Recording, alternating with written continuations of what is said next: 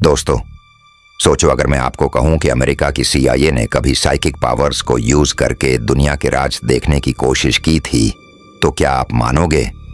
ये कहानी है एक सीक्रेट प्रोजेक्ट की, जिसका नाम था प्रोजेक्ट सन स्ट्रीक। 1980 के दौर में कोल्ड वॉर अपनी शिद्दत पर था। अमेरिका और रशिया दोनों एक दूसरे से आगे निकलने की रेस में थे, और इसी रेस में CIA ने एक ऐसा एक्सपेरिमेंट शुरू किया जो साइंस और इमेजिनेशन दोनों की हदें तोड़ देता है। इस प्रोजेक्ट में CIA ने कुछ लोगों को ट्रेन किया जिन्हें कहा जाता था रिमोट व्यूअर्स। उनका काम था अपनी आंखों से नहीं, बल्कि अपने जहन से उन जगहों को देखना जो हजारों किलोमीटर दूर होती थीं।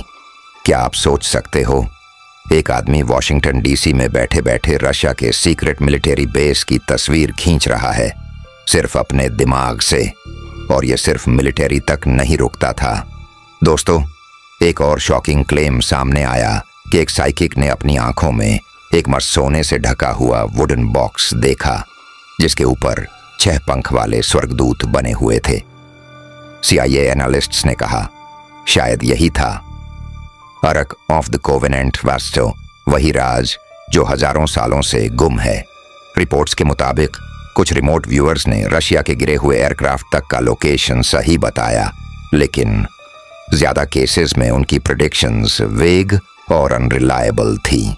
1995 में CIA ने प्रोजेक्ट को बंद कर दिया, कहकर के ये सब साइंटिफिकली अनरिलायबल है। लेकिन सवाल ये है, अगर ये सब इतना ही बेकार था तो अमेरिका ने इस पर इतना पैसा क्यों खर्च किया? और सबसे बड़ा सवाल, अगर कुछ चीजें सही निकली तो क्या सच में इंसान के दिमाग में ऐसी पावर्स छुपी होती हैं जो हम समझ भी नहीं पाए? दोस्तों, प्रोजेक्ट सन स्ट्रीक एक ऐसी कहानी है जो एक तरफ कॉन्स्पिरेसी लगती है और दूसरी तरफ रियलिटी। आप क्या सोचते हो?